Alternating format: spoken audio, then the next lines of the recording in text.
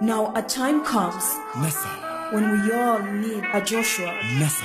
This is it. Corruption of failed system. Since it took over power, the defining factor of the Jubilee government has not been service delivery but corruption. Tribalism in government, political assassination, nepotism, land grabbing, mtu wetu of the government, and hao wengine as they run the country like a family business. The following are some of the major corruption that underline why Jubilee should be sent home and why this government should be made a one-term government. The 53 billion laptop tendering scandal that was rejected by the courts due to fraud. To date, the whereabouts of the funds that were allocated the project by Parliament remains unknown. Instead, they supply tablets that cost 15,000, that is quarter the laptop price, which was budgeted for at between 45,000 and 50,000 Kenya shillings. 328 billion SGR tendering scandal was sourced to the Chinese, poor workmanship and second-hand trains that diesel, one-track rail, unlike the one in Ethiopia that electric, less the price, and two rails. Yet the government and the cartels pocketed billions of Kenya shillings. 475 billion Lamu coal project that was awarded to an account that did not even submit a proposal. The project was later halted by the government following protests by the people of Lamu who argue that they were never consulted. The 10 billion Kenya shillings geothermal development company tendering scandal. In the scandal, project loans tenders were handled fraudulently. To date, the thieves have never been caught, including the 60 billion geothermal development to drilling for oil in the country. Money was lost as the thieves are walking free. 6 billion Kenya shillings JKIA new terminal scandal involving irregular tendering through Kenya Airports Authority. The Chinese firm that won the tender that was to be financed by Africa Development Bank, the project has stalled and expansion stopped. 50 million Kenya shillings chicken gate scandal involving the IEBC headed by former commissioners. Following the demonstrations, they have been sent home, but the thieves walk free. Weston Hotel in Lang'ata involving the grabbing of primary school plan by DP. Protests to reclaim the land by Lang'ata pupils were met with police batons, while police also tear-gassed the pupils in front of the media. The 8 million Karen land scandal involved 40 Jubilee MPs. The scandal has never been resolved. 5.4 billion health scandal, the culprits walking free, officials still in office. The health sector are on strike as patients lose their lives, and 38 billion medical equipment scandal involving irregular leasing. The scandal was never even addressed by the government. Yet, the machines are yet to be installed in some hospitals, and counties pay for the loan. The 15 billion CCTV scandal involving single sourcing in favor of Safaricom because of connection with corrupt government officials. Yet the CCTV installed in town does not help in fight against crime as they look neglected. The Kamlesh Patni show payment scandal at the JKIA, in which Patni, who had been accused of stealing money through Goldenberg, was rewarded through payment of shops he illegally owned. The 1.3 billion irregular drugs whole ship explosive scandal, in which drugs were destroyed to protect corrupt importers in Jubilee government. The 1.3 billion NYS scandal that was engineered by Anwar Guru and was viciously supported by all in government. Till date, the culprits walk free and some are even standing for elective office. Taxpayers spent 2 billion to fly the presidency and top government. Total of 1.526 billion spent to fly officials around the world, close to 50 trips so far. Yet, Kenyans are not seeing any gains of such trips. 100 million hustle jet scandal where the DP used to go around Africa and was never resolved, including 19 trips globally. Latest one to African Union to drum up support from Amina Mohamed, close to 350 million spent, yet she lost. The government or presidency or treasury payout of 3 billion to discredited Anglo-Leasing company, a scandal in which a corrupt company was rewarded for promoting corruption in Kenya. 140 billion Eurobond scandal, which has never been resolved and was resulted to assassination of corruption crusader Jacob Zuma. 3.5 trillion debt that tripled from 1.3 trillion when Jubilee government took over. A country that's running in high debt, which is killing the economy, where every Kenyan alive or dead and not yet born has a debt of 90,000 each on their heads.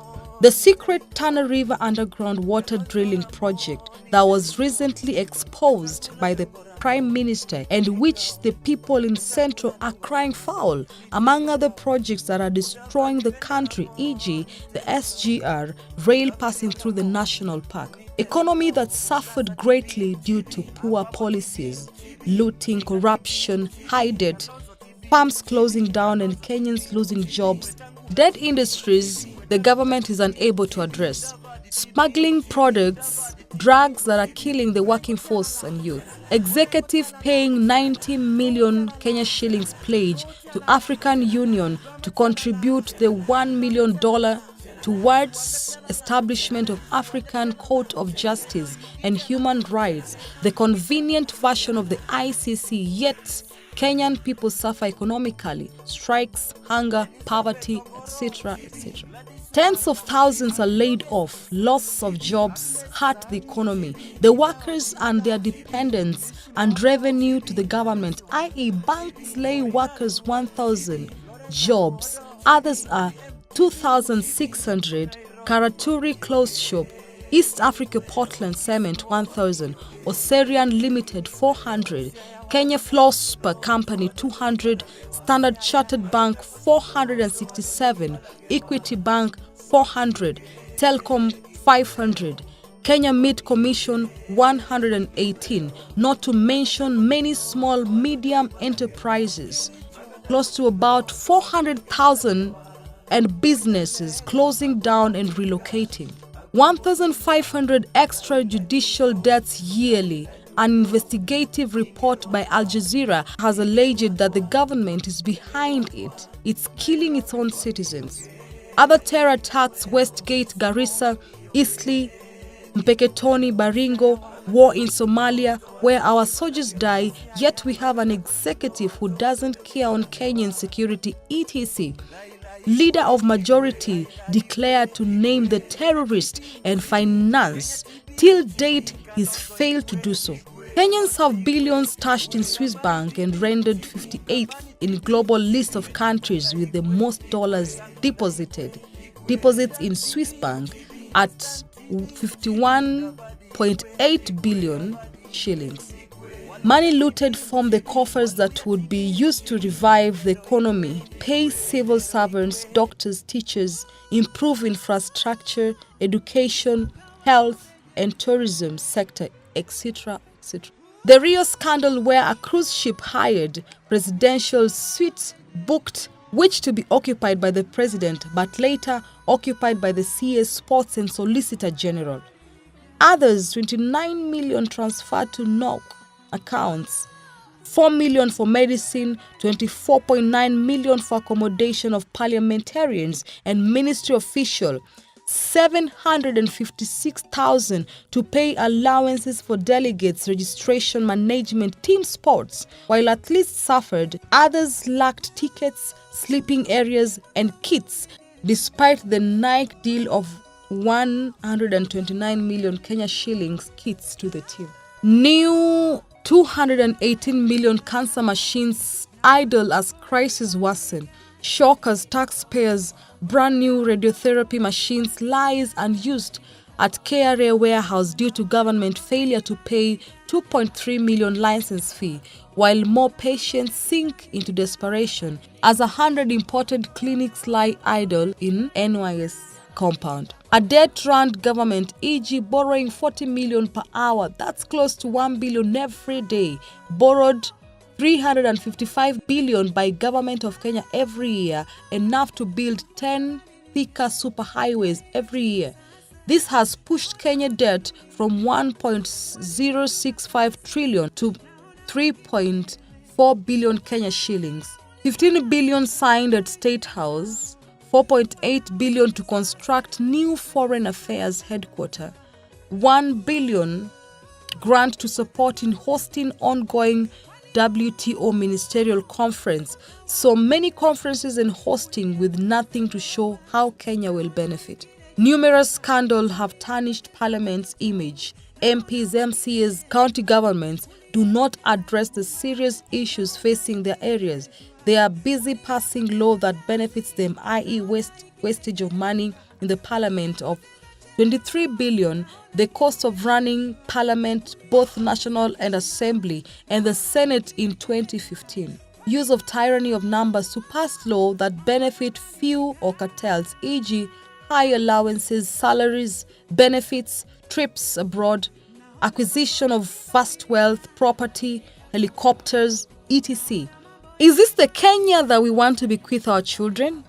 We owe our children a better country. The 34 billion Imperial Bank Chase Bank scandal, where thousands of Kenyans lost their monies, yet CBK, EACC, police and government agents have watched the crafters walk free. Close to 14 billion lost in Jubilee, house of scandals and wasted state procurement processes, NYS, health scandals, sports, state or country procurements, IFMIS, transport, SGR, education, agriculture, counties, KRA, etc., etc.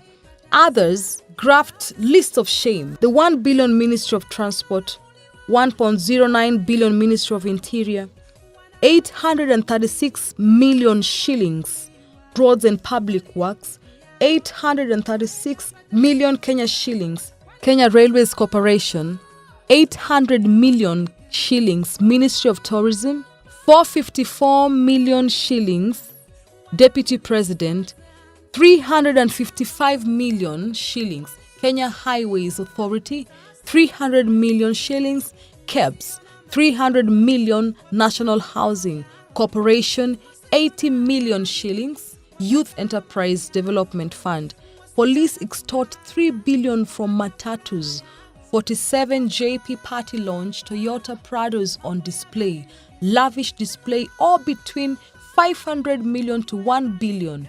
SGR project, ghost landlords pocket 370 million, 400 million through fraudulent and inflated compensation claims on SGR, and 5 billion Tasia housing scheme, NHIF scandal. Failed government, systems that run by cartels, lack of accountability, efficiency, transparency that leading to wastage of public funds. Failed judiciary, executive, parliamentary and county governments, that is 500 billion annually of state funds cannot be accounted for, yet Kenyans are one of the highest taxed nations in the world.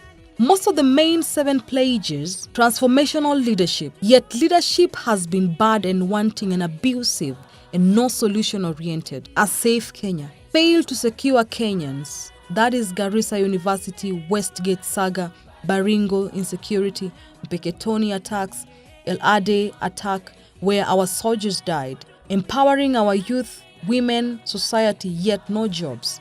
Funds, that is NYS Youth Fund. A food secure Kenya, yet the country is hungry with Kenyans are starving to death. Social justice, poor governance, dead democracy and no respect to the rule of law. That is, mnataka nifanye nini? Tumetenga mabilioni, hii pesa si ya mama yako, etc. A government with no solutions to Kenyans' problems. A healthy Kenya. Yet there has been an ending strike, poor equipped hospitals, health scandal, water and electricity for all, yet blackouts, water rationing, drought, Muranga scandal, etc. Lots of taxpayers' money wasted, which is crippling the economy and Kenyans' lives. This government has failed Kenyans, and thus Kenyans should send them packing, send them home, and power return to the people. We want a people-led government that will address the Kenyans' issues.